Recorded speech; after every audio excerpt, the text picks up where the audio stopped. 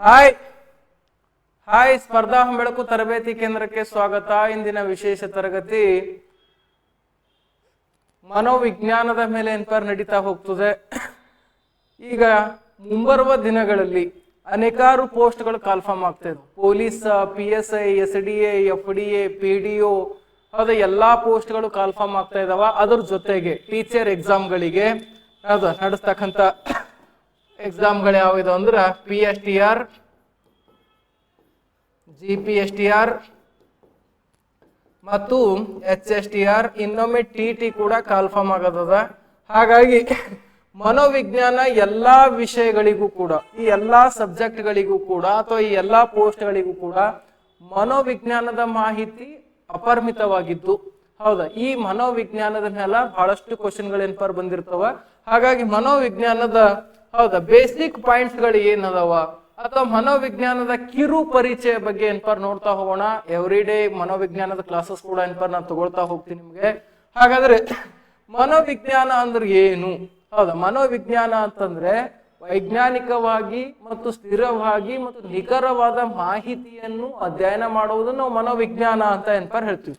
ಹಾಗಾದ್ರೆ ಈ ಮನೋವಿಜ್ಞಾನದಲ್ಲಿ ಮುಖ್ಯವಾಗಿ ಬರ್ತದ ಮನುಷ್ಯನ ಆಂತರಿಕ ಮತ್ತು ಬಾಹ್ಯ ಗುಣಗಳನ್ನು ಅಧ್ಯಯನ ಮಾಡುವುದು ಮನೋವಿಜ್ಞಾನ ಅಂತ ಹೇಳ್ತೀವಿ. ಇಲ್ಲೇ ನೋಡ್ತಾ ಇದೀವಿ ನೋಡಿ, ಪ್ರತಿಯೊಬ್ಬ ವ್ಯಕ್ತಿಯಲ್ಲಿ ಆಂತರಿಕ ಮತ್ತು ಬಾಹ್ಯ ಗುಣಗಳಿದ್ದವು. ಅವೆರಡರ ಕುರಿತು ಅಧ್ಯಯನ ಮಾಡುವುದೇನಾಗಿದೆ ಅಂತಂದ್ರ ಮನೋವಿಜ್ಞಾನ ಅಂತ ಹೇಳ್ತೀವಿ. ಹಾಗಾದ್ರೆ ಪ್ರತಿಯೊಬ್ಬ ಆಂತರಿಕ ಮತ್ತು ಬಾಹ್ಯ ಗುಣಗಳಿವೆ. ವ್ಯಕ್ತಿಯ ಬಾಹ್ಯ ಗುಣಗಳಾದ ಎತ್ತರ, ತೂಕ, ಆಕಾರ. ಬಾಹ್ಯ ಗುಣಗಳಂದ್ರೆ ಇವು ಮನುಷ್ಯನ ಎಷ್ಟು ಅಗಲ ಅದನ, ಎಷ್ಟು ಎತ್ತರ ಅದನ, ಹೌದಾ, ಇವುಗಳ ಬಗ್ಗೆ ಅಧ್ಯಯನ. ಮತ್ತು ಆಂತರಿಕ ಗುಣ ಅಂತಂದ್ರ ಭಾವನೆ, ಬುದ್ಧಿಶಕ್ತಿ ಮತ್ತು ಅಭಿರುಚಿ. ಮೇಲ್ನೋಟದಿಂದಲೇ ವೀಕ್ಷಿಸಬಹುದು. ಯಾವುದು? ಆಂತರಿಕ. ಬಾಹ್ಯ ಗುಣಗಳು ಮೇಲ್ನೋಟದಿಂದ ವೀಕ್ಷಣೆ ಮಾಡಬಹುದು, ಆದರೆ ಆಂತರಿಕ ಅಂಶಗಳಾದ ಭಾವನೆ, ಬುದ್ಧಿಶಕ್ತಿ, ಅಭಿರುಚಿ ಮನೋವಿಜ್ಞಾನಗಳನ್ನು ಮೇಲ್ನೋಟಕ್ಕೆ ಅಳೆಯಲು ಸಾಧ್ಯವಿಲ್ಲ. ಆದ್ದರಿಂದ ಇಂತಹ ಒಂದು ಆಂತರಿಕ ಅಂಶಗಳನ್ನು ಅಳೆಯಲು, ತಿಳಿದುಕೊಳ್ಳುವ, ಅರ್ಥ ಮಾಡಿಕೊಳ್ಳುವ ಸಹಕಾರಿಯಾದ ವಿಷಯವನ್ನೇ ನಾವು ಮನೋವಿಜ್ಞಾನ ಅಂತ ಹೇಳ್ತೀವಿ. ಯಾವ ಒಂದು ಗುಣ ಅಂದ್ರೆ ಮನುಷ್ಯನ ಮನೋವಿಜ್ಞಾನ ಅಂತಂದ್ರೆ ಏನು? ಆಂತರಿಕ ಗುಣಗಳನ್ನು ತಿಳಿಯದೇ ಇರ್ತಕ್ಕಂಥ ವಿಷಯ ಆಗಿದ್ದು ಅವುಗಳನ್ನು ತಿಳಿದುಕೊಳ್ಳುವುದೇ ಏನಂತ ಹೇಳ್ತೀವಿ ಅಂದ್ರೆ ಮನೋವಿಜ್ಞಾನ. ಈಗ ನೋಡ್ರಿ, ನೀವು ಒಬ್ಬ ವ್ಯಕ್ತಿ ನಮ್ಮ ಜೊತೆ ಚಂದೇ ಮಾತಾಡ್ತಾ ಇರ್ತಾನ, ಆದ್ರೆ ಅವನು ಒಳಗಡೆ ಏನದ ಅಂತ ಟೋಟಲಿ ನಮಗ್ ಗೊತ್ತಾಗೋದಿಲ್ಲ. ಆತನ ಒಳಗಡೆ ಅವನ ಆಂತರಿಕದ ಗುಣಲಕ್ಷಣದ ಬಗ್ಗೆ ಯಾರಿಗೂ ಅರ್ಥ ಆಗೋದಿಲ್ಲ. ಅಂತ ಒಂದು ಮಾಹಿತಿಯನ್ನು ತಿಳಿದುಕೊಳ್ಳುವುದೇ ನಾವೇನಂತ ಹೇಳ್ತೀವಿ ಅಂದ್ರೆ ಮನೋವಿಜ್ಞಾನ ಅಂತ ಹೇಳ್ತೀವಿ. ಬಾಹ್ಯ ಗುಣಗಳೆಲ್ಲವೂ ಗೊತ್ತಾಗ್ತವೆ. ಎತ್ತರ ಎಷ್ಟದನ, ಹೈಟ್ ಎಷ್ಟದನ, ಅಗಲ ಎಷ್ಟದನ, ಬೆಳಗದನ, ಕಪ್ಪದನ, ಕೂದಲದವ ಇಲ್ಲ, ಎಲ್ಲಾನು ಗೊತ್ತಾಗ್ತದ. ಆದ್ರೆ ಅಂತರಾತ್ಮದಲ್ಲಿರ್ತಕ್ಕಂತಹ ಮಾಹಿತಿಯನ್ನು ಅದ್ರ ಬಗ್ಗೆ ಗೊತ್ತಾಗ್ಬೇಕಾದ್ರ, ಅದ್ರ ಬಗ್ಗೆ ಸ್ಟಡಿ ಮಾಡ್ಬೇಕಾದ್ರ ಅದನ್ನು ನಾವೇನಂತ ಹೇಳ್ತೀವಿ? ಮನೋವಿಜ್ಞಾನ ಅಂತ ಹೇಳ್ತೀವಿ. ಇಲ್ಲಿ ನೋಡ್ರಿ, ಇಲ್ಲೂ ಕೂಡ ನಿಮ್ಗ ಡೈಗ್ರಾಮ್ ನಲ್ಲಿ ಕಾಣಿಸ್ತದ. ಹೌದಾ, ಇದು ಒಂದ್ ಏನ್ ಕಾಣತ್ತಲ್ಲ, ಇದು ಬಾಹ್ಯ ಗುಣಲಕ್ಷಣ. ಆದ್ರ ಇಲ್ಲಿ ಏನದ ನೋಡ್ರಿ, ಮೆದುಳ, ಇದೊಂದು ಆಂತರಿಕ ಗುಣಲಕ್ಷಣ ಅಂತ ಹೇಳ್ತೀವಿ. ಈ ಆಂತರಿಕ ಗುಣಲಕ್ಷಣದ ಬಗ್ಗೆ ಯಾರಿಗೂ ಕೂಡ ಗೊತ್ತಾಗೋದಿಲ್ಲ. ಮನೋವಿಜ್ಞಾನಿಗಳಿಗೆ ಗೊತ್ತಾಗ್ತದೆ. ಫಾರ್ ಎಕ್ಸಾಂಪಲ್, ಆಪ್ತಮಿತ್ರ ಪಿಕ್ಚರ್ ಅಲ್ಲಿ ವಿಷ್ಣುವರ್ಧನ್ ಸರ್ ಅವ್ರ ಹೇಳ್ತಿದ್ರು, ಏನು ಮುಖ ನೋಡಿದ ತಕ್ಷಣ ನೀ ಇದೇ ವಿಚಾರ ಮಾಡತ್ತಿದಿ. ಅವ್ರಿಗೆ ಏನಂತಾರ? ಸೈಕ್ಯಾಸ್ಟಿಸ್ಟ್ ಅಂತ ಹೇಳ್ತಾರ. ಮನೋವಿಜ್ಞಾನಿಗಳು ಅಂತ ಹೇಳ್ತಾರ. ಅವ್ರಿಗೆ ಅಷ್ಟೇ ಗೊತ್ತಾಗ್ತದೆ ಅಂದ್ರೆ ಆಂತರಿಕ ಭಾವನೆಯನ್ನು ಯಾರು ಅರ್ಥ ಮಾಡ್ಕೊಳ್ತಾರೋ ಅವ್ರಿಗೆ ಸೈಕ್ಯಾಸ್ಟಿಸ್ಟ್ ಅಂತ ಹೇಳ್ತೀವಿ. ಹಾಗಾದ್ರ ನೋಡ್ರಿ, ಆಂತರಿಕ ಅಂದ್ರೆ ಏನು? ಫಸ್ಟ್ ಆತ್ಮ. ಹೌದಾ, ಹಾಗಾದ್ರೆ ಮನೋವಿಜ್ಞಾನವನ್ನು ಆರಂಭದಲ್ಲಿ ಪ್ಲೇಟೋ, ಸಾಕ್ರಟಿಸ್ ಮತ್ತು ಡೆಕಾರ್ಟೆ ಅವರ ಕಾಲದವರೆಗೂ ಕೂಡ ಮನೋವಿಜ್ಞಾನವನ್ನು ಅಧ್ಯಯನ ಮಾಡೋದು ಅಂದ್ರೆ ಆತ್ಮದ ಬಗ್ಗೆ ಅಧ್ಯಯನ ಮಾಡೋದು ಮನೋವಿಜ್ಞಾನ ಅಂತ ಅನ್ಕೊಂಡಿರ್ತಾರೆ. ನೋಡೋಣ ಇಲ್ಲೂ ಮುಂದೆ ಬಹಳಷ್ಟು ಮಾಹಿತಿ ಕಂಡು ಬರ್ತದ. ಹೌದಾ, ಹಾಗಾದ್ರೆ ಮನೋವಿಜ್ಞಾನ ಯಾವ ರೀತಿ ಸ್ಟಾರ್ಟ್ ಆಯ್ತು? ಹೌದಾ, ಮನೋವಿಜ್ಞಾನವು ವ್ಯಕ್ತಿಯ ಆಂತರಿಕ ಅಂಶಗಳನ್ನು, ಎಂತ ಅಂಶ? ಆಂತರಿಕ ಅಂಶಗಳನ್ನು, ಹೌದಾ, ಇಂಟರ್ನಲ್ ಮ್ಯಾಟರ್ಸ್ ಅಂತ ಹೇಳ್ತೀವಿ. ಹೌದಾ, ವರ್ತನೆಯ ಮೂಲಕ ಅಧ್ಯಯನ ಮಾಡುವ ವಿಜ್ಞಾನವು ಮನೋವಿಜ್ಞಾನ. ಹಾಗಾದ್ರ ಮನೋವಿಜ್ಞಾನವನ್ನು ಇಂಗ್ಲಿಷ್ ನಲ್ಲಿರ್ತಕ್ಕಂತಹ ಸೈಕಾಲಜಿ, ಯಾವಲಜಿ? ಸೈಕಾಲಜಿ ಎನ್ನುವ, ಹೌದಾ, ಪದದಿಂದ ಬಂದಿರತಕ್ಕಂಥದ್ದು. ಹಾಗಾದ್ರ ಸೈಕಾಲಜಿ ಎಂಬ ಪದ ಸೈಕೋ ಅಥವಾ ಸೈಕೆ ಮತ್ತು ಲೋಗಸ್ ಎಂಬ ಗ್ರೀಕ್ ಪದದಿಂದ ಬಂದಿರೋದಂತ ಕಂಡು ಬರ್ತದೆ. ಹಾಗಾದ್ರೆ ಸೈಕೆ ಎಂದರೆ ಸೋಲ್. ಸೋಲ್ ಅಂದ್ರೆ ಏನು? ಆತ್ಮ. ಹೌದಾ. ಲೋಗೋಸ್ ಎಂದರೆ ಏನು? ಹೌದಾ, ಸ್ಟಡಿ. ಆತ್ಮದ ಬಗ್ಗೆ ಸ್ಟಡಿ ಮಾಡೋದು ನಾವು ಮನೋವಿಜ್ಞಾನ ಅಂತ ಏನ್ಪಾರ ಹೇಳ್ತೀವಿ. ಹೌದಾ, ಸೈಕಾಲಜಿ. ಹೌದು ಅಂತ ಹೇಳ್ತೀವಿ. ನೋಡ್ರಿ, ಮನೋವಿಜ್ಞಾನವು ಪ್ರಾಚೀನ ಕಾಲದಿಂದಲೂ ಬೇರೆ ಬೇರೆ ಹೆಸರಿನಿಂದ ಪಡ್ಕೊಂಡಿದ್ವಿ. ಬೇರೆ ಬೇರೆ ಹೆಸರಿನಿಂದ ಮನೋವಿಜ್ಞಾನ ನೋಡ್ತೀವಿ. ಆತ್ಮದ ಅಧ್ಯಯನ ಅಂದ್ರು, ಮನಸ್ಸಿನ ಅಧ್ಯಯನ ಅಂದ್ರು, ಪ್ರಜ್ಞೆಯ ಅಧ್ಯಯನ ಅಂದ್ರು. ಪ್ರಸ್ತುತ ಮನೋವಿಜ್ಞಾನ ಅಂದ್ರೆ ಏನು? ವರ್ತನೆಯ ಅಧ್ಯಯನದ ಕುರಿತು, ವರ್ತನೆಯ ಕುರಿತು ಅಧ್ಯಯನ ಮಾಡೋದೇ ಮನೋವಿಜ್ಞಾನ ಅಂತೇಳಿ ಪ್ರೆಸೆಂಟ್ ಏನ್ಪರ್ ನಾವು ಹೇಳ್ತಾ ಇದ್ದೀವಿ. ಹಾಗಾದ್ರೆ ನೋಡ್ರಿ, ಆರಂಭದಲ್ಲಿ ಆತ್ಮ, ಮನಸ್ಸಿನ ಶಾಸ್ತ್ರ, ಪ್ರಜ್ಞಾಶಾಸ್ತ್ರ, ಪ್ರಸ್ತುತವಾಗಿ ವರ್ತನಾ ಶಾಸ್ತ್ರ ಅಂತ ಏನ್ಪರ್ ಹೇಳ್ತೀವಿ. ಹೌದಾ. ವಿಲ್ ಹೋಲ್ ಓಂಟ್ ಅಂತಕ್ಕಂಥ ಒಬ್ಬ ಮನೋವಿಜ್ಞಾನಿ ಏನಂತ ಹೇಳ್ತಾರ ಅಂದ್ರ, ಮೊದಲು ಆತ್ಮ ತನ್ನ ಸ್ಥಾನ ಕಳೆದುಕೊಂಡಿತು, ನಂತರ ಮನಸ್ಸು ತನ್ನ ಸ್ಥಾನ ಕಳೆದುಕೊಂಡಿತು, ನಂತರ ಪ್ರಜ್ಞೆ ಸ್ಥಾನ ಕಳೆದುಕೊಂಡಿತು. ಹೌದಾ. ಪ್ರಸ್ತುತ ಏನಾಗಿದೆ ಅಂದ್ರ ವರ್ತನೆಯ ಬಗ್ಗೆ ಅಧ್ಯಯನ ಮಾಡೋದೇ ಮನೋವಿಜ್ಞಾನ ಅಂತ ಹೇಳ್ತೀವಿ. ಹಾಗಾದ್ರ ಈ ಮನೋವಿಜ್ಞಾನದ ಚರಿತ್ರೆ ಏನದ? ಹೌದಾ, ಇವೆಲ್ಲವೂ ಕೂಡ ಏನ್ಪಾರ್ ನೋಡ್ತಾ ಹೋಗೋಣ. ಆತ್ಮದ ಅಧ್ಯಯನ, ಸ್ಟಡಿ ಆಫ್ ಸೋಲ್ ಅಂತ ಏನ್ಪಾರ್ ನೋಡ್ತೀವಿ. ಯಾವ್ದರ ಬಗ್ಗೆ? ಆತ್ಮದ ಅಧ್ಯಯನ, ಆಂತರಿಕದ ಭಾವನೆ ಕುರಿತು ಅಧ್ಯಯನ ಮಾಡುವುದು ನಾವು ಆಂತರಿಕ ಆತ್ಮದ ಅಧ್ಯಯನ ಅಂತ ಏನ್ಪಾರ್ ಹೇಳ್ತೀವಿ. ಇವತ್ತಿಗೂ ನಾರ್ಮಲ್ ಪೀಪಲ್ ಅಂದ್ರ ಸಾಮಾನ್ಯ ಜನರಿಗೆ ಆತ್ಮದಲ್ಲಿ, ಯಾರ್ದೋ ಒಂದು ಆತ್ಮದಲ್ಲಿ ಏನು ಓಡ್ಲತ್ತದ ಅಂತ ಇವತ್ತಿಗೂ ತಿಳ್ಕೊಳಕ್ ಸಾಧ್ಯ ಇಲ್ಲ. ಹಾಗಾದ್ರೆ ಈ ಒಂದು ಮನೋವಿಜ್ಞಾನ ಏನಾಗಿತ್ತು? ಪ್ಲೇಟೋ, ಸಾಕ್ರಟಿಸ್ ಮತ್ತು ಡೆಕಾರ್ಟೆ ಕಾಲದವರೆಗೂ ಇದೊಂದು ತತ್ವಶಾಸ್ತ್ರ ಅಂತ ಏನ್ಪಾರ್ ಹೇಳ್ತೀವಿ. ಮನೋವಿಜ್ಞಾನ ಯಾವ್ದ್ರದೊಂದು ಭಾಗ ಆಗಿತ್ತು ಅಂದ್ರೆ ತತ್ವಶಾಸ್ತ್ರ, ಫಿಲೋಸಫಿಯ ಒಂದು ಭಾಗ ಆಗಿತ್ತು. ಈ ಫಿಲೋಸಫಿಯಿಂದ ಸಪರೇಟ್ ಮಾಡಲಾಯ್ತು. ಹೌದಾ, ಮನೋವಿಜ್ಞಾನ ಅಂತ ಸಪರೇಟ್ ಮಾಡಿ ಆತ್ಮದ ಬಗ್ಗೆ ಅಧ್ಯಯನ ಮಾಡಕ್ಕೆ ಏನ್ಪಾರ್ ನಿಂತರು. ನೋಡ್ರಿ, ಸಾಕ್ರಟಿಸ್, ಪ್ಲೇಟೋ ಕಾಲದಿಂದಲೂ ಡೆಕಾರ್ಟೆಯ ಕಾಲದವರೆಗೂ ಮನೋವಿಜ್ಞಾನವೆಂದರೆ ಆತ್ಮವನ್ನು. ನೋಡು, 16ನೇ ಶತಮಾನಕ್ಕೂ ಮೊದಲು ಮನೋವಿಜ್ಞಾನ ಏನಾಗಿತ್ತು? ತತ್ವಶಾಸ್ತ್ರ ಅಂದ್ರೆ ಫಿಲೋಸಫಿ ಅಂತ ಏನ್ಪಾರ್ ಹೇಳ್ತೀವಿ. ಯಾವ ಸಫಿ? ಹೌದಾ, ಫಿಲೋಸಫಿ ಅಂತ ಏನ್ಪಾರ್ ಹೇಳ್ತೀವಿ. ಆತ್ಮ ಸಾಕ್ಷಿಯ ಮಾನದಂಡವಾಗಿ. ಈಗ ನೋಡ್ರಿ, ನಮ್ಮ ಎದುರು ಬಹಳ ಚಂದೇ ಮಾತಾಡ್ತಾರ, ಆದ್ರೂ ಕೂಡ ಹಿಂದೇನಪ್ಪಾ ಅಂದ್ರ ಬಾಳ ಮ್ಯಾಟ್ರ್ ಇದ್ದಿರ್ತವ್ರಿ. ಇವೆಲ್ಲ ಆತ್ಮ ಹುಕ್ ನೋಡಕ್ ಆಗೋದಿಲ್ಲ ಯಾರಿಗೂ ಕೂಡ. ಹಾಗಾಗಿ ಇಂಥದ್ರ ಬಗ್ಗೆ ಅಧ್ಯಯನ ಮಾಡೋದು ನಾವು ಮನೋವಿಜ್ಞಾನ ಅಂತ ಹೇಳ್ತೀವಿ. ಬಹಳ ಚಂದ ಇರ್ತಾರ ನಮ್ಮ ಎದುರೆಲ್ಲ, ನಮ್ಮ ಎದುರು ಚಂದೇ ಇರ್ತಾರ. ಚಂದ ಇದ್ದೇನಪ್ಪ ಅಂದ್ರ ಏನ್ ಮಾಡ್ಬೇಕು ಅದು ಮಾಡ್ಕೊಂಡಿರ್ತಾರೆ. ಹೌದಾ. ನೋಡ್ರಿ, ಹಾಗಾಗಿ ಆತ್ಮ ಸಾಕ್ಷಿಯನ್ನು ಮಾನದಂಡವಾಗಿ ಮಾಡಿಕೊಂಡು ಮಾನವನ ನಡವಳಿಕೆಯನ್ನು ಅಳೆಯಬಹುದು ಅಂತೇಳಿ ಆರಂಭದಲ್ಲಿ ವಿಚಾರ ಮಾಡಿದ್ರು. ಹೌದು, ಆರಂಭದಲ್ಲಿ ವಿಚಾರ ಮಾಡುದು. ಮನುಷ್ಯನ ಇಂದ್ರಿಯ ಚಟುವಟಿಕೆಗಳಿಗೆ ಆತ್ಮದ ಚೈತನ್ಯ ಕಾರಣವಲ್ಲ ಅಂತೇಳಿ ಅರ್ಥ ಬಿಟ್ರು. ಯಾರು? ಮನೋವಿಜ್ಞಾನಿಗಳು. ಇಂದ್ರಿಯ ಚಟುವಟಿಕೆ ಅಂದ್ರೆ ಏನು? ಮನುಷ್ಯನ ಪಂಚೇಂದ್ರಿಗಳು, ಇದಕ್ಕೂ ಮತ್ತು ಆತ್ಮಕ್ಕೂ ಏನ್ಪಾರ ಡಿವೈಡ್ ಅದಾವ್ರಿ. ಬೇರೆ ಬೇರೆ ಕಾರ್ಯಗಳು ನಡೀತಾ ಇರ್ತಾವ. ಆತ್ಮ ಅಂತರ್ ಸಾಕ್ಷಿನೇ ಬೇರೆ ಮತ್ತು ಇಂದ್ರಿಯ ಚಟುವಟಿಕೆಯೇ ಬೇರೆ. ಹಾಗಾಗಿ ಆತ್ಮ ಏನಾಗ್ತಂದ್ರೆ ತನ್ನ ಸ್ಥಾನವನ್ನು ಕಳ್ಕೊಂಡ್ಬಿಡ್ತದೆ. ಆದ್ದರಿಂದ ನೋಡಿ, ಆತ್ಮದ ಚೈತನ್ಯ ಕಾರಣವೆಲ್ಲ ಒಂದು ಮನಗೊಂಡು ಮನೋವಿಜ್ಞಾನಿ ಆತ್ಮದ ಅಧ್ಯಯನ ಅಲ್ಲ ಎಂಬ ನಿರ್ಧಾರಕ್ಕೆ ಮನೋವಿಜ್ಞಾನಿಗಳು ಬಂದ್ರಿ. ಆದ್ದರಿಂದ ಮನೋವಿಜ್ಞಾನವು ಮೊದಲು ತನ್ನ ಸ್ಥಾನ ಯಾವಾಗ ಕಳ್ಕೊಂಡ್ಬಿಡ್ತಂದ್ರೆ ಆತ್ಮ ಅನ್ನೋದು ಮನೋವಿಜ್ಞಾನ ಸ್ಥಾನ ಕಳ್ಕೊಂಡ್ಬಿಡ್ತು. ಹೌದಾ, ಮನೋವಿಜ್ಞಾನ ಅನ್ನೋ ಸ್ಥಾನ ಕಳ್ಕೊಂಡ್ಬಿಡ್ತು. ನೋಡ್ರಿ, ಆತ್ಮ ಅನ್ನೋದು ಏನಾಗ್ತದ? ಹೌದಾ, ಅಂತರಾತ್ಮ, ಜ್ಞಾನ. ಹೌದಾ, ಇಂಥ ವಿಷಯಗಳು ಯೋಗ ಮಾಡ್ತೀವಿ. ಇದು ನಾವು ಒಂದು ಆತ್ಮ. ಯಾಕ್ರಿ? ನಮ್ಮ ಮನಸ್ಸನ್ನು ಕಂಟ್ರೋಲ್ದಾಗ ಇಟ್ಕೊಳ್ಬೇಕೋಸ್ಕರ ನಾವು ಯೋಗ ಮಾಡ್ತೀವಿ, ತಪಸ್ ಮಾಡ್ತೀವಿ, ಇದೊಂದು ಆತ್ಮವನ್ನು ಕಂಟ್ರೋಲ್ ಮಾಡ್ಕೋತೀವಿ ಅಂತೇಳಿ ಮುಂದೆ ಏನಾಯ್ತು? ಮನಸ್ಸಿನ ಅಧ್ಯಯನ ಅಂತ ಏನ್ಪಾರ್ ಹೇಳಿದ್ರು. ಹೌದಾ, ಮನಸ್ಸಿನ ಅಧ್ಯಯನ. ಹಾಗಾದ್ರ ಈ ಆತ್ಮವನ್ನು ಸ್ಥಾನ ಕಳೆದುಕೊಳ್ಳಕ ಕಾರಣ ಮತ್ತು ಆತ್ಮವನ್ನು ಸ್ಥಾನ ಕಳೆದುಕ್ ಹೋಯ್ತು ಅಂತ ಹೇಳಿದವ್ರು ಯಾರು ಅಂದ್ರ ರೆನ್ ಡೆಕಾರ್ಟೆ ಅಂತಕ್ಕಂಥ ಮನೋವಿಜ್ಞಾನಿ ಹೇಳ್ತಾನೆ. ರೆನ್ ಡೆಕಾರ್ಟೆ ಅಂತಕ್ಕಂಥ ಮನೋವಿಜ್ಞಾನಿ ಏನ್ ಹೇಳ್ದ ಅಂದ್ರ ಆತ್ಮ ತನ್ನ ಸ್ಥಾನ ಕಳೆದುಕೊಂತು, ಆತ್ಮವೇ ಬೇರೆ, ಇಂದ್ರಿಯ ಚಟುವಟಿಕೆಗಳೇ ಬೇರೆ ಆಗ್ತಾವ ಅಂತ. ಹಾಗಾದ್ರ ನೋಡ್ರಿ, ಮನಸ್ಸಿನ ಅಧ್ಯಯನ, ಸ್ಟಡಿ ಆಫ್ ಮೈಂಡ್ ಅಂತ ಏನ್ಪಾರ್ ಹುಡ್ತೀವಿ. ಯಾವಾಗ ಆತ್ಮ ತನ್ನ ಸ್ಥಾನ ಕಳ್ಕೊಂತೋ ಅವಾಗ ಏನ್ ಹೇಳಿದ್ರು ಅಂದ್ರೆ ಮನಸ್ಸಿನ ಅಧ್ಯಯನ ಅಂತ ಏನ್ಪಾರ್ ಹೇಳಕ್ ಸ್ಟಾರ್ಟ್ ಮಾಡಿದ್ರು. ಮನಸ್ಸಿನ ಅಧ್ಯಯನ. ಮನೋವಿಜ್ಞಾನ ಆತ್ಮವನ್ನು ಕಳೆದುಕೊಂಡ ನಂತರ ಮನಸ್ಸಿನ ಅಧ್ಯಯನ ಎನ್ನಲಾಯಿತು ಅಂತ ಏನ್ಪಾರ್ ನೋಡ್ತೀವಿ. ಹಾಗಾದ್ರೆ ಮನೋವಿಜ್ಞಾನಿ ಮನಸ್ಸಿನ ವಿಜ್ಞಾನ ಎಂದು ಕರೆದವ್ರು ಯಾರು ಅಂತಂದ್ರ ರೆನ್ ಡೆಕಾರ್ಟೆ ಅಂತ ಏನ್ಪಾರ್ ನೋಡ್ತೀವಿ. ಹೌದಾ, ಮನೋವಿಜ್ಞಾನಿ ಅಲ್ಲ, ಮನೋವಿಜ್ಞಾನ ಮನಸ್ಸಿನ ವಿಜ್ಞಾನ ಎಂದು ಕರೆದವರು ರೆನ್ ಡೆಕಾರ್ಟೆ. ಅಂದ್ರೆ ಮನಸ್ಸಿನ ಕುರಿತು ಅಧ್ಯಯನ ಮಾಡೋದು ಮನೋವಿಜ್ಞಾನ.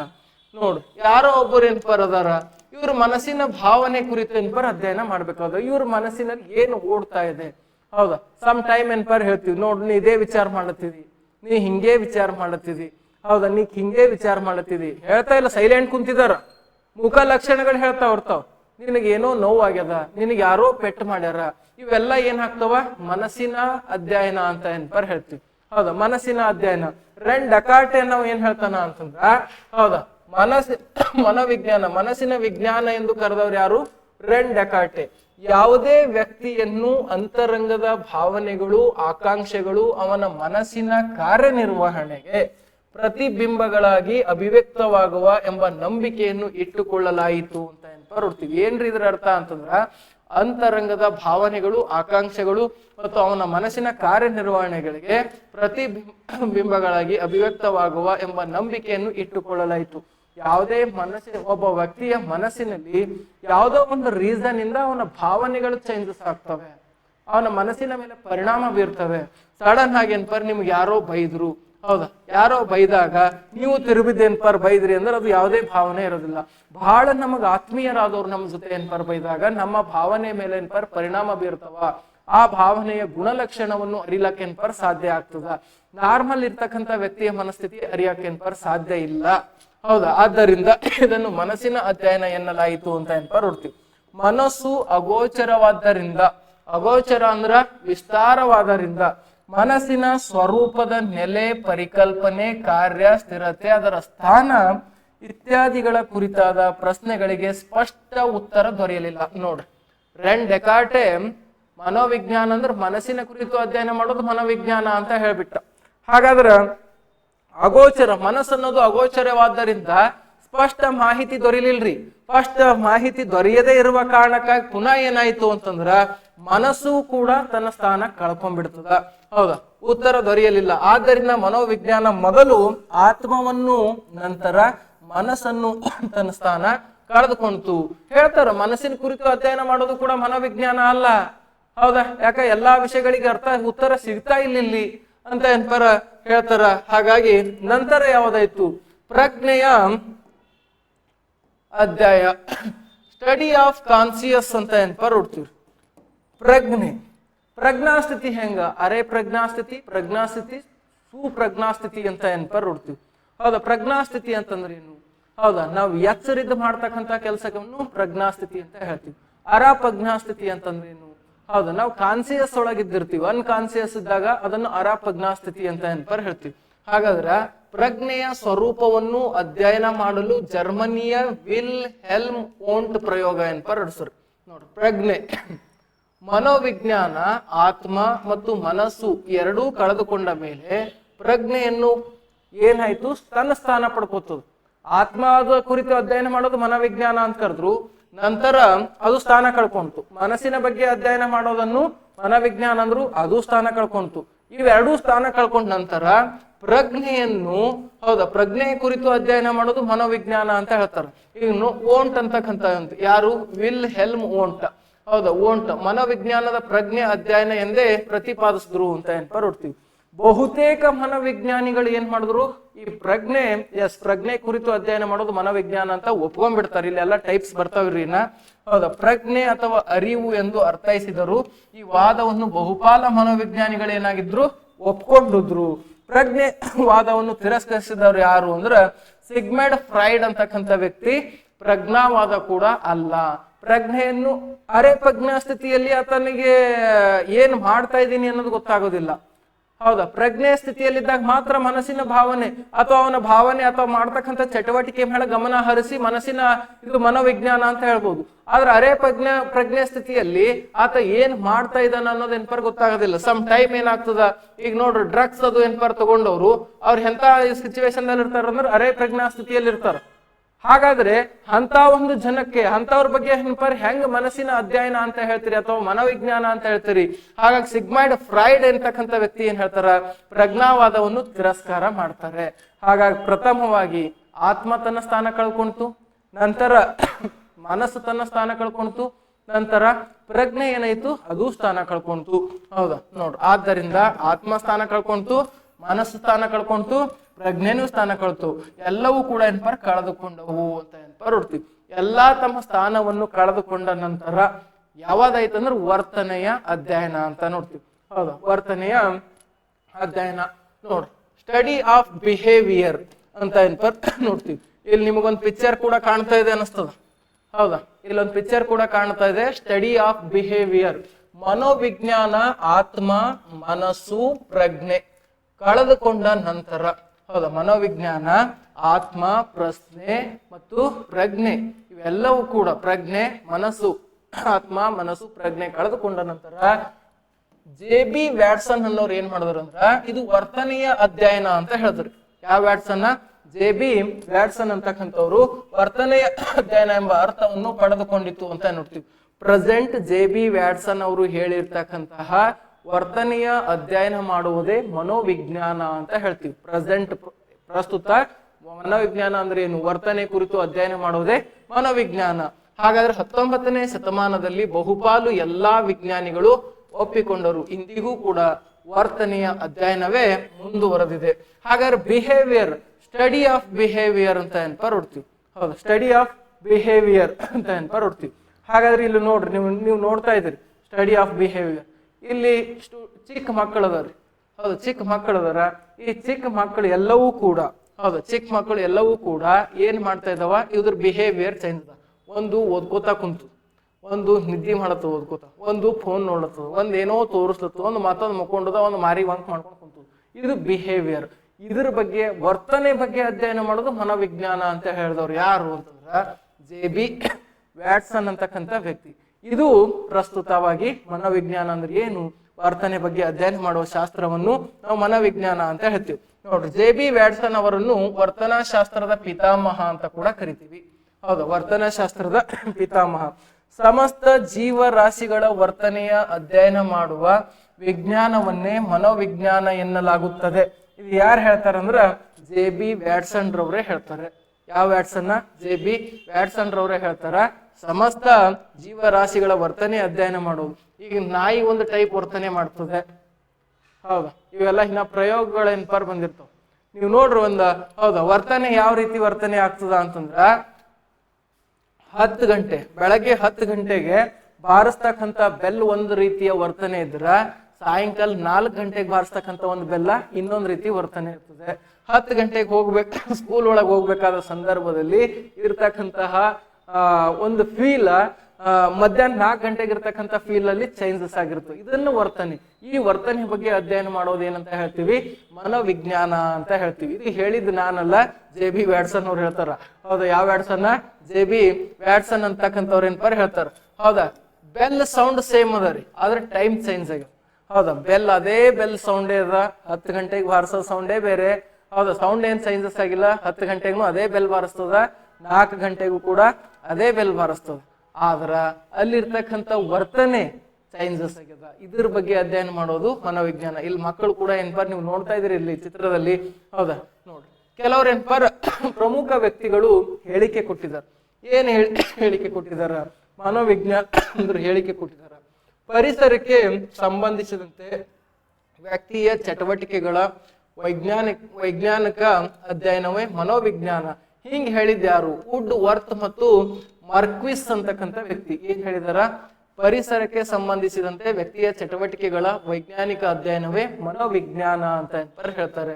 ನೆಕ್ಸ್ಟ್ ಕ್ರೋಕ್ರೋ ಅಂತಕ್ಕಂಥ ವ್ಯಕ್ತಿ ಏನ್ ಹೇಳ್ತಾರ? ಮಾನವನ ವರ್ತನೆ ಹಾಗೂ ಮಾನವನ ಅಂತರ್ ಸಂಬಂಧಗಳ ಅಧ್ಯಯನವೇ ಮನೋವಿಜ್ಞಾನ. ಮಾನವನ ವರ್ತನೆ ಏನದ ಮತ್ತು ಮಾನವನ ಅಂತರ್ ಸಂಬಂಧ ಅಂದ್ರೆ ಆಂತರಿಕ ಭಾವನೆಗಳು, ಇವೆರಡೂ ಸೇರಿಸಿ ಏನ್ಪಾರ ಮನೋವಿಜ್ಞಾನ. ಈಗ ನೋಡ್ರಿ, ಮನುಷ್ಯನಾಗ ಸಿಟ್ಟು ಬಂದ ಏನೋ ಒಂದ್ ತಕ್ಲೀಫ್ ಆಯ್ತಂದ್ರೆ ಸಿಟ್ಟಿನಾಗ ಚಿರಿಯಾಡ್ತಾ ಇರ್ತಾನ ಮನುಷ್ಯ, ವರ್ತನೆ ಚೇಂಜ್ ಆಗ್ತದೆ. ಅದೇ ಮನಸ್ಸು ಶಾಂತ ಇದ್ರ ಅವನು ಶಾಂತ ಆಗಿರ್ತಾನೆ. ಈ ರೀತಿ ಮಾನವನ ವರ್ತನೆ ಹಾಗೂ ಮಾನವನ ಅಂತರ್ ಸಂಬಂಧಗಳ ಅಧ್ಯಯನವೇ ಮನೋವಿಜ್ಞಾನ ಅಂತ ಹೇಳಿದವ್ರು ಯಾರು? ಕ್ರೋ ಅಂತಕ್ಕಂಥ. ಜೀವನದಲ್ಲಿ ನಾವು ಎದುರಿಸುವ ಎಲ್ಲಾ ಬಗೆಯ ಸನ್ನಿವೇಶಗಳಿಗೆ ತೋರುವ ಪ್ರತಿಕ್ರಿಯೆಯ ಕುರಿತು ಅಭ್ಯಾಸಿಸುವುದೇ ಮನೋವಿಜ್ಞಾನ ಅಂತ ಹೇಳಿದ್ ಯಾರು ಗೊತ್ತ್ರಿ? ಈ ಸ್ಕಿನ್ನರ್ ಅಂತಕ್ಕಂಥ ವ್ಯಕ್ತಿ ಏನ್ಪಾರ್ ಹೇಳ್ತಾನೆ. ಹೌದಾ, ಸ್ಕಿನ್ನರ್ ಅಂತಕ್ಕಂಥ ವ್ಯಕ್ತಿ ಏನ್ ಹೇಳ್ತಾನ ಅಂತಂದ್ರ ನೋಡ್ರಿ, ಈ ರೀತಿ ಏನ್ಪಾರ್ ಹೇಳಿಕೆ ಕೊಟ್ಟಿರ್ತಾನ. ಮನೋವಿಜ್ಞಾನ ವರ್ತನೆಯ ಧನಾತ್ಮಕ ವಿಜ್ಞಾನವಾಗಿದೆ. ಮನೋವಿಜ್ಞಾನ ವರ್ತನೆಯ ಧನಾತ್ಮಕ ವಿಜ್ಞಾನ ಆಗಿದೆ ಅಂತ ಹೇಳಿದವ್ರು ಯಾರು? ಈ ವ್ಯಾಟ್ಸನ್ ಅಂತಕ್ಕಂಥ ವ್ಯಕ್ತಿ. ಎಂತ ವ್ಯಾಟ್ಸನ್? ಈ ವ್ಯಾಟ್ಸನ್ ಅಂತಕ್ಕಂಥ ವ್ಯಕ್ತಿ ಏನ್ಪರ ಹೇಳಿಕೆಯನ್ನು ಕೊಟ್ಟಿರ್ತಾರ. ಎನ್ನುವುದರ ವುಡ್ ವರ್ತ್, ವರ್ಕ್ ಅಲ್ಲ, ವುಡ್ ವರ್ತ್ ಅಂತಕ್ಕಂಥ ವ್ಯಕ್ತಿಯ ಚಟುವಟಿಕೆಯನ್ನು ಪರಿಸರದೊಂದಿಗೆ ವೈಜ್ಞಾನಿಕವಾಗಿ ಅಧ್ಯಯನ ಮಾಡುವುದು ಮನೋವಿಜ್ಞಾನ ಅಂತ ಏನ್ಪರ ಹೇಳ್ತೀವಿ. ಹಾಗಾದ್ರೆ ವ್ಯಕ್ತಿಯ ಚಟುವಟಿಕೆ ಅಂದ್ರೆ ಹ್ಯಾಂಗ? ಯಾವ ಪರಿಸರಕ್ಕೆ ಮನುಷ್ಯವನ್ನು ಹೊಂದ್ಕೊಳ್ತಾನೋ ಅದನ್ನು ವ್ಯಕ್ತಿಯ ಚಟುವಟಿಕೆ ಅಂತ ಹೇಳ್ತೀವಿ. ವುಡ್ವರ್ತ್ ಅಂತಕ್ಕಂಥ ವ್ಯಕ್ತಿ ಏನ್ ಹೇಳ್ತಾನ, ಒಬ್ಬ ವ್ಯಕ್ತಿ ಪರಿಸರದೊಂದಿಗೆ ಯಾವ ರೀತಿ ಹೊಂದಾಣಿಕೆ ಆಗ್ತಾನೋ ಅದರ ಒಂದು ಕುರಿತು ಅಧ್ಯಯನ ಮಾಡುವುದೇ ಮನೋವಿಜ್ಞಾನ. ಈಗ ನೋಡ್ರಿ, ನೀವು ಕಲಬುರಗಿ ವಾತಾವರಣಕ್ಕ, ಹೌದಾ, ಕಲಬುರಗಿ ವಾತಾವರಣಕ್ಕ ಹೊಂದ್ಕೊಂಡಿದ್ದೀರಿ. ಸಡನ್ ಆಗಿ ಬೀದರು ಅಥವಾ ಯಾದಗಿರಿನು ಅಥವಾ ಬೇರೆ ಯಾವುದೋ ನಗರಕ್ಕೆ ಹೋಗಿ ಅಲ್ಲಿ ನಾವು ವಾಸ ಮಾಡ್ಬೇಕಾದ್ರ ಅಲ್ಲಿ ನಮಗೆ ಹೊಂದಾಣಿಕೆ ಆಗೋದಿಲ್ಲ. ಹಾಗಾಗಿ ವ್ಯಕ್ತಿಯ ಚಟುವಟಿಕೆ ಮತ್ತು ಪರಿಸರದೊಂದಿಗೆ ಹೊಂದಿಕೊಳ್ಳುವುದು ಮನೋವಿಜ್ಞಾನ ಅಂತ ಹೇಳಿದ ಯಾರು ಅಂದ್ರ ವುಡ್ ವರ್ತ್ ಅಂತ ಏನ್ಪರ್ ನೋಡ್ತೀವಿ. ಗಾರ್ಲಿಕ್ ಅಂತಕ್ಕಂಥ ವ್ಯಕ್ತಿ ಏನ್ ಹೇಳ್ತಾರ, ನಮ್ಮ ಮಾನಸಿಕ ಕಾರ್ಯಗಳನ್ನು ವರ್ಣಿಸುವ, ವರ್ಗೀಕರಿಸುವ ಮತ್ತು ವಿವರಿಸುವುದೇ ಮನೋವಿಜ್ಞಾನ. ನಮ್ಮ ಮಾನಸಿಕ ಕಾರ್ಯಗಳೇನಿದಾವಲ್ಲ ಅವುಗಳ ವರ್ಣಿಸುವುದು, ವರ್ಗೀಕರಿಸುವುದು ಮತ್ತು ವಿವರಿಸುವುದೇ ಮನೋವಿಜ್ಞಾನ ಅಂತೇಳಿ ಯಾರು ಹೇಳ್ತಾರೆ ಅಂದ್ರೆ ಗಾರ್ಲಿಕ್ ಅಂತಕ್ಕಂಥ ವ್ಯಕ್ತಿ ಹೇಳ್ತಾರೆ. ಜಾರ್ಜ್ ಮಿಲ್ಲರ್ ಅಂತಕ್ಕಂಥ ವ್ಯಕ್ತಿ, ಯಾವ ಮಿಲ್ಲರ್ ರೀ? ಜಾರ್ಜ್ ಮಿಲ್ಲರ್ ಅಂತಕ್ಕಂಥ ವ್ಯಕ್ತಿ ಏನ್ ಹೇಳ್ತಾರ ಅಂದ್ರ ವರ್ತನೆಯ ವೈಜ್ಞಾನಿಕ ಅಧ್ಯಯನವೇ ಮನೋವಿಜ್ಞಾನ. ವರ್ತನೆಯ ವೈಜ್ಞಾನಿಕ ಅಧ್ಯಯನವೇ ಮನೋವಿಜ್ಞಾನ. ಜಾನ್ ಡೂಯಿ ಅಂತಕ್ಕಂಥ ವ್ಯಕ್ತಿ, ಜಾನ್ ಡೂಯಿ ಅನ್ನೋರು ಏನ್ ಹೇಳ್ತಾರ ಅಂತಂದ್ರ ಆತ್ಮದ ಪ್ರಕ್ರಿಯೆ ವೈಜ್ಞಾನಿಕ ನಿರೂಪಣವೇ ಮನೋವಿಜ್ಞಾನ. ಸ್ಕಿನ್ನರ್ ಅಂತಕ್ಕಂಥ ವ್ಯಕ್ತಿ ಏನ್ ಹೇಳ್ತಾರ, ಎಲ್ಲಾ ಸಂದರ್ಭಗಳಲ್ಲೂ ತೋರುವ ಅನುಕ್ರಮದ ಕುರಿತು ಅಧ್ಯಯನ ಮಾಡಲಾಗುವುದೇ ಮನೋವಿಜ್ಞಾನ. ಎಲ್ಲಾ ಸಂದರ್ಭದಲ್ಲಿ ತೋರ್ತಕ್ಕಂಥ ಒಂದು ಅನುಕ್ರಮ ಏನದಲ್ಲ ಅದನ್ನು ಮನೋವಿಜ್ಞಾನ ಅಂತ ಏನ್ಪರ್ ಹೇಳ್ತೀವಿ. ಹೌದಾ. ಸಿ ವಿ ಗುಡ್ ಅಂತಕ್ಕಂಥವ್ರು ವ್ಯಕ್ತಿ ಏನ್ ಹೇಳ್ತಾರೆ, ಬದಲಾಗುತ್ತಿರುವ ಸಮಾಜದೊಂದಿಗೆ ಮಾನವ ಹೇಗೆ ಹೊಂದಾಣಿಕೆ ಮಾಡಿಕೊಳ್ಳುತ್ತಾನೋ ಎಂಬುದೇ ಮನೋವಿಜ್ಞಾನ ಅಂತ ಏನ್ಪರ್ ಹೇಳ್ತೀವಿ. ಬದಲಾಗುತ್ತಿರ್ತಕ್ಕಂಥ ಸಮಾಜದೊಂದಿಗೆ ಮನುಷ್ಯ ಯಾವ ರೀತಿ ಹೊಂದಿಕೊಳ್ತಾನೋ ಅದನ್ನೇ ನಾವು ಏನಂತ ಹೇಳ್ತೀವಿ, ಮನೋವಿಜ್ಞಾನ. ಯಾರು ಹೇಳ್ತಾರ? ಸಿ ವಿ ಗುಡ್ ಅಂತಕ್ಕಂಥ ವ್ಯಕ್ತಿ ಏನ್ಪರ್ ಹೇಳ್ತಾರ. ಹಾಗಾದ್ರ ಸಿ ವಿ ಗುಡ್ ಹೇಳಿರ್ತಕ್ಕಂಥ ಮ್ಯಾಟ್ರ್ ಏನು ಅಂತಂದ್ರ, ನೋಡ್ರಿ, ನಮ್ಮ ಕಾಲದಲ್ಲಿ ನಾವು ಚಿಕ್ಕವರಿದ್ದಾಗ ಮೊಬೈಲೇ ಇರ್ಲಿಲ್ಲ, ಸಣ್ಣ ಮೊಬೈಲ್ ಬಂದು ಅದಕ್ಕೆ ಹೊಂದ್ಕೊಂಡ್ವಿ. ಅಂದ್ರೆ ಆ ಒಂದು ಪರಿಸರಕ್ಕೆ ನಾವು ಏನ್ಪರ್ ಹೊಂದ್ಕೊಂಡ್ವಿ. ಬದಲಾಗುತ್ತಿರುವ ಸಮಾಜ, ಹೌದಾ, ಮೊಬೈಲೇ ಇಲ್ಲದೆ ಇರ್ತಕ್ಕಂಥ ಕಾಲದವ್ರು ಮೊಬೈಲ್ ಬಂದು ಅದಕ್ಕೆ ಹೊಂದ್ಕೊಂಡು, ಮೊಬೈಲ್ ಹೋಗ್ತಾ ಹೋಗ್ತಾ ಬರ್ತಾ ಬರ್ತಾ ಏನಾಯ್ತು, ಆಂಡ್ರಾಯ್ಡ್ ಫೋನ್ ಬಂದು ಆ ಆಂಡ್ರಾಯ್ಡ್ ಮೊಬೈಲಿಗೂ ನಾವು ಹೊಂದ್ಕೊಂಡ್ವಿ. ಈಗ ಪ್ರೆಸೆಂಟ್ ಐಫೋನ್ ಕಾಲ ಅಂತಾರೆ ಇದಕ್ಕೆ. ಪ್ರೆಸೆಂಟ್ ಏನ್ 26 ಕಾಲ ಅದಲ್ಲ, ಐಫೋನ್ ಕಾಲ. ಈ 26 ಐಫೋನ್ ಕಾಲಕ್ಕೂ ಕೂಡ ಏನ್ಪರ್ ಹೊಂದ್ಕೊಂಡ್ವಿ. ಈ ರೀತಿ ಮನುಷ್ಯ ಬದಲಾಗುತ್ತಿರುವ ಸಮಾಜದೊಂದಿಗೆ ಹೇಗೆ ಹೊಂದಾಣಿಕೆ ಆಗ್ತಾನೋ ಅದನ್ನೇ ಮನೋವಿಜ್ಞಾನ ಅಂತ ಹೇಳಿದ ಯಾರು ಅಂದ್ರೆ ಸಿ ವಿ ಗುಡ್ ಅಂತಕ್ಕಂಥ ವ್ಯಕ್ತಿ ಏನ್ಪರ್ ಹೇಳ್ತಾನೆ. ಯಾವಾಗ್ಲೂ ಇದು ಬದಲಾಗ್ತಾನೆ, ಮನುಷ್ಯ ಯಾವಾಗ್ಲೂ ಬದಲಾಗ್ತಾ ಹೋಗ್ತಾನೆ, ಮನುಷ್ಯ ಯಾವಾಗ್ಲೂ ಚೇಂಜ್ ಆಗ್ತಾ ಹೋಗ್ತಾನೆ. ಯಾವುದಕ್ಕೆ ಅವನಿಗೆ ಸರಿ ಅನ್ನಿಸ್ತದೋ ಆ ಒಂದು ರೂಟಿಗೆ ಏನ್ಪರ್ ಹೋಗ್ತಾ ಇರ್ತಾನ. ಇದು ಅವನ ವರ್ತನೆಯೂ ಸರಿ, ಇದು ಮನೋವಿಜ್ಞಾನಕ್ಕೂ ಹತ್ತಿರವಾಗಿರ್ತಕ್ಕಂಥ ಮ್ಯಾಟ್ರು ಸರಿ. ಹೌದಾ. ಈಗ ನೋಡ್ರಿ, ನೀವು ಎಷ್ಟೋ ಜನ ಹೆಂಗ್ ಬೇಕ ಹಂಗ ಚೇಂಜ್ ಆಗ್ತಾ ಇರ್ತಾರ, ಎಷ್ಟೋ ಜನ ಯಾವ ರೀತಿ ಬೇಕ ಆ ರೀತಿ ಚೇಂಜ್ ಆಗ್ತಾ ಇರ್ತಾರ. ಮನುಷ್ಯತ್ವ ಅನ್ನೋ ಭಾವನೆ ಇಲ್ಲದೆ ರೀತಿ ಚೇಂಜಸ್ ಮಾತನಾಡ್ತಾ ಇರ್ತಾರ. ಹೌದಾ. ನಿನ್ನೆ ಏನ್ ಮಾತಾಡಿದೀನಿ, ಇವತ್ತು ಏನ್ ಮಾತಾಡ್ತಾ ಇದ್ದೀನಿ ಅನ್ನೋ ಮ್ಯಾಟ್ರ್ ಕೂಡ ಗೊತ್ತಿಲ್ದಂಗ್ ಮಾತಾಡ್ತಾ ಇರ್ತಾರ. ಹೌದಾ. ಹಾಗಾಗಿ ಅವನಿಗೆ ಯಾವ್ದಕ್ ಹೊಂದಾಣಿಕೆ ಆಗ್ಬೇಕಾಗ್ಯದೋ ಆ ರೀತಿ ಏನ್ಪರ್ ಚೇಂಜಸ್ ಆಗ್ತಾ ಇರ್ತಾರ ಅಂತ ಏನ್ಪರ ನಾವು ನೋಡ್ತಾ ಇರ್ತೀವಿ. ನೋಡ್ರಿ, ಇವೆಲ್ಲವೂ ಕೂಡ ಮನೋವಿಜ್ಞಾನಗಳಿಗೆ, ಯಾವ ವಿಜ್ಞಾನಗಳಿಗೆ? ಮನೋವಿಜ್ಞಾನಕ್ಕೆ ಮುಖ್ಯವಾಗಿ ಹೇಳಿಕೆ ಕೊಟ್ಟಿರ್ತಕ್ಕಂಥ ಮನೋವಿಜ್ಞಾನಿಗಳು. ಅಂದ್ರ ಮನೋವಿಜ್ಞಾನ ಇದೇ ರೀತಿ ಅಧ್ಯಯನ ಮಾಡೋದಂತ ಹೇಳಿಕೆ ನೀಡಿದವ್ರು ಯಾರು ಅಂದ್ರ, ಹೌದಾ, ಈ ಮನೋವಿಜ್ಞಾನಿಗಳು. ಎಲ್ಲಿ ತನಕ ನೋಡಿದ್ವಿ, ವಿಜ್ಞಾನಿಗಳು ವ್ಯಕ್ತಿಯಲ್ಲಿ ಅಡಗಿರುವ ಆಂತರಿಕ ಅಂಶಗಳು ಮತ್ತು ವರ್ತನೆಗಳಿಗೆ ಕಾರಣಗಳು ವಿವಿಧ ರೀತಿಯಲ್ಲಿ ಮಂಡಿಸಿದ್ದಾರೆ. ಅವರು ಮಂಡಿಸಿರುವ ದೃಷ್ಟಿಕೋನಗಳನ್ನು ಮನೋವಿಜ್ಞಾನದ ಪಂಥ ಅಂತ ಏನ್ಪರ್ ಕರೀತಾರೆ. ಹೌದಾ. ಮನೋವಿಜ್ಞಾನದ ಪಂಥ. ಎಷ್ಟು ಪಂಥ ಅದಾವ ಮನೋವಿಜ್ಞಾನದಲ್ಲಿ? 8 ಪಂಥಗಳೇನ್ಪರ್ ಕಂಡ್ಬರ್ತಾವ. ಯಾವ್ಯಾವ ನೋಡ್ರಿ, ರಚನಾತ್ಮಕ ಪಂಥ ಅಂತ ಏನ್ಪರ್ ನೋಡ್ತೀವಿ. ಸ್ಟ್ರಕ್ಚರಲಿಸಮ್, ವಿಲ್ ಹೆಲ್ಮ್ ಮೌಂಟ್ ಅಂತಕ್ಕಂಥ ವ್ಯಕ್ತಿ, ಹೌದಾ, ಈ ಒಂದು ಸಂಸ್ಥಾಪಕರು ಅಂತ ಏನ್ಪರ್ ನೋಡ್ತೀವಿ. ನೆಕ್ಸ್ಟ್ ಕ್ರಿಯಾಪಂಥ, ಫಂಕ್ಷನಲಿಸಮ್ ಅಂತ ನೋಡ್ತೀವಿ. ವಿಲಿಯಂ ಜೇಮ್ಸ್ ಮತ್ತು ಜಾನ್ ಡ್ಯೂಯಿ, ಹೌದಾ, ಈ ಪಂಥದ ಮುಖ್ಯಸ್ಥರು. ವರ್ತನಾ ಪಂಥ ಬಿಹೇವಿಯರಿಸಂ ಜೆ.ಬಿ. ವ್ಯಾಟ್ಸನ್, ಹೌದಾ, ಜೆ.ಬಿ. ವ್ಯಾಟ್ಸನ್ ಮತ್ತು ಪಾವೋ ಸ್ಕಿನ್ನರ್ ಗುತ್ತಿ ಪ್ರತಿಪಾದಕರು ಅಂತ ನೆನಪರ್ ಹುಡ್ತೀವಿ. ಹಾಗಾದ್ರೆ ನೋಡ್ರಿ, ಗ್ರೆಸ್ಟಾಲ್ಟ್ ಪಂಥ ಅಂತ ನೆನಪರ್ ಹುಡ್ತೀವಿ. ವರ್ತಿಯರ್ ಮತ್ತು ಕಾರ್ಟ್ ಕ್ಯಾಪ್ ಕೋಹಾರ್ ಅಂತ ನೆನಪರ್ ನೋಡ್ತೀವಿ. ಮನೋವಿಶ್ಲೇಷಣಾ ಪಂಥ ಅಂದ್ರ ಸೈಕೋ ಅನಾಲಿಸಿಸ್ ಸಿಗ್ಮಂಡ್ ಫ್ರೈಡ್ ಅಂತ ನೋಡ್ತೀವಿ. ಈಗ ನೋಡ್ರಿ, ಅವ ಸೈಕೋ ಹನ ಏನ್ ಹನ ಈಗ ಹೇಳ್ತಾರ, ಈಗ ಮನಸ್ಸು ಅವನ ವರ್ತನೆ ಚೇಂಜ್ ಆಗ್ತಾ ಇರ್ತದೆ, ಬಹಳ ಕೆಟ್ಟದಾಗ ವರ್ತನೆ ಮಾಡ್ತಾ ಇರ್ತಾನ ಸೈಕೋ. ಈಗ ಅಂತಾರ ನೋಡ್ರಿ ಕ್ರ್ಯಾಕ್, ಈಗ ಕೆಲವೊಂದು ಬಹಳಷ್ಟು ಪದಗಳು ನೆನಪರ್ ಬಳಕೆ ಮಾಡ್ತೀವಿ. ಕ್ರ್ಯಾಕ್ ಅದಾವುದು, ಸೈಕೋ ಅದಾವುದು, ಹುಚ್ಚು ಮಾಡ್ತಾ ಇರ್ತಾವ, ಹೌದವು ಸೈಕೋಗಳು ಇದ್ದಿರ್ತಾವ. ಯಾಕೆ ಸೈಕೋ ಅಂತ ಬಂತು? ಸೈಕೋ ಅನ್ನೋ ಒಂದು ಪದ ಎಲ್ಲಿಂದ ಬಂತು? ಗ್ರೀಕ್ ಭಾಷೆಯಿಂದ ಬಂದಿರತಕ್ಕಂಥ ಪದ ಇದು. ಹೌದು, ಇದು ಒಂದು ಚರಿತ್ರೆ, ಒಂದು ಕಥೆನೇ ಅದ. ಅದು ಮುಂದಿನ ತರಗತಿಯಲ್ಲಿ ನಾನು ನಿಮ್ಗೆ ಹೇಳ್ತೀನಿ ಕಥೆ ಏನದ ಅಂತ. ಮಾನವತ ಮನೋವಿಜ್ಞಾನ, ಹೌದಾ, ಹ್ಯೂಮನಿಸ್ಟಿಕ್ ಸೈಕಾಲಜಿ, ಅಬ್ರಾಹಿಂ ಮಾಸ್ತೋ ಅಂತಕ್ಕಂಥ ಈ ಒಂದು ಪಂಥದ ಸಂಸ್ಥಾಪಕರು. ವಿಶ್ಲೇಷಣಾತ್ಮಕ ಮನೋವಿಜ್ಞಾನ ಅನಾಲಿಟಿಕ್ ಸೈಕಾಲಜಿ, ಕಾರ್ಲ್ ಯಂಗ್ ಅಂತಕ್ಕಂಥ ವ್ಯಕ್ತಿ. ವೈಯಕ್ತಿಕ ಮನೋವಿಜ್ಞಾನ ಇಂಡಿವಿಜುವಲ್ ಸೈಕಾಲಜಿ, ಅಲ್ಫ್ರೆಡ್ ಅಡ್ಲರ್ ಅಂತಕ್ಕಂಥವ್ರು ಸಂಸ್ಥಾಪಕರು. ಒಟ್ಟಾರೆಯಾಗಿ ಹೇಳಬೇಕಾದ್ರ ಮನೋವಿಜ್ಞಾನದ ಸಂಪೂರ್ಣ ಚಾಪ್ಟರ್ಗಳು ಕೂಡ, ಹೌದಾ, ಡೈಲಿ ಏನ್ಪರ್ ಲೈವ್ ಕ್ಲಾಸಸ್ ಮತ್ತು ರಿಕಾರ್ಡ್ ಕ್ಲಾಸಸ್ ಕೂಡ ಏನ್ಪರ್ ನಡೀತಾ ಹೋಗ್ತವ. ಹೌದಾ, ಏಪ್ರಿಲ್ 1ನೇ ತಾರೀಕು ಎಲ್ಲಾ ಬ್ಯಾಚಸ್ ಕೂಡ ಏನ್ಪರ್ ಸ್ಟಾರ್ಟ್ ಆಗ್ತಾ ಇದಾವ. ಹೌದಾ, ಆಸಕ್ತ ವಿದ್ಯಾರ್ಥಿಗಳು ನೀವು ಕೂಡ ಏನ್ಪರ್ ತರಗತಿಗೆ ಹಾಜರಾಗ್ಬೋದು. ಅತ್ಯಂತ ಅದ್ಭುತ ತರಗತಿಗಳು ನೀವು ಕೇಳ್ಬೋದು. ಹೌದಾ, ಮನೋವಿಜ್ಞಾನ ಆಗಿರ್ಬೋದು, ಇದು ಟೀಚರ್ಸ್ ಗಳಿಗಂತೂ ಏನ್ಪರ್ ಅತಿ ಮುಖ್ಯವಾಗಿರ್ತಕ್ಕಂಥ ಟಾಪಿಕ್. ಹೌದಾ, ನೀವು ಅದ್ಭುತವಾದ ಟಾಪಿಕ್ ಗಳನ್ನು ಕೇಳಬಹುದು. ಹೌದಾ, ಆಸಕ್ತ ವಿದ್ಯಾರ್ಥಿಗಳು ಏಪ್ರಿಲ್ 1ನೇ ತಾರೀಕು ಎಲ್ಲಾ ಬ್ಯಾಚಸ್ ಕೂಡ ಏನ್ಪರ್ ಸ್ಟಾರ್ಟ್ ಆಗ್ತಾ ಇದೆ. ಈಗಾಗಲೇ ಬಹಳಷ್ಟು ಜನ ವಿದ್ಯಾರ್ಥಿಗಳು ಅಡ್ಮಿಷನ್ ಮಾಡ್ತಾ ಇದಾರ. ಹೌದಾ, ನೀವು ಕೂಡ ಭವಿಷ್ಯದಲ್ಲಿ, ಹೌದಾ, ಸ್ಪರ್ಧಾ ಹೊಂಬೆಳಕು ತರಬೇತಿ ಕೇಂದ್ರಕ್ಕೆ ಬರೋದ್ರಿಂದ ನಿಮ್ಮ ಒಂದು ಜೀವನದಲ್ಲಿ ಸ್ಪರ್ಧಾ ಹೊಂಬೆಳಕು ಯಾವಾಗ್ಲೂ ಬೆಳಕಾಗಿ ನಿಲ್ತದೆ ಅಂತ ಹೇಳೋದಕ್ಕೆ ಏನ್ಪರ್ ನಾನು ಬಯಸ್ತೀನಿ. ಆಸಕ್ತ ವಿದ್ಯಾರ್ಥಿಗಳು ತರಗತಿಗೆ ಹಾಜರಾಗಬಹುದು. ಇದರ ಮುಂದುವರೆದ ಸೈಕಾಲಜಿ ತರಗತಿ ಎವ್ರಿ ಡೇ ಎಲ್ಲಾ ಚಾಪ್ಟರ್ಗಳು ಚಾಪ್ಟರ್ ವೈಸ್ ಏನ್ಪರ್ ನಿಮಗ ನಾನು ಕ್ಲಿಯರ್ ಆಗಿ ಏನ್ಪರ್ ಮಾಡ್ಕೊಡ್ತೀನಿ ಅಂತ ಹೇಳ್ತಾ, ಇಷ್ಟ ಆದ್ರೆ ಲೈಕ್ ಮಾಡಿ, ಶೇರ್ ಮಾಡಿ, ಕಮೆಂಟ್ಸ್ ಮಾಡಿ ಅಂತ ಹೇಳ್ತಾ ಇಲ್ಲಿಗೆ ತರಗತಿ ಎಂಡ್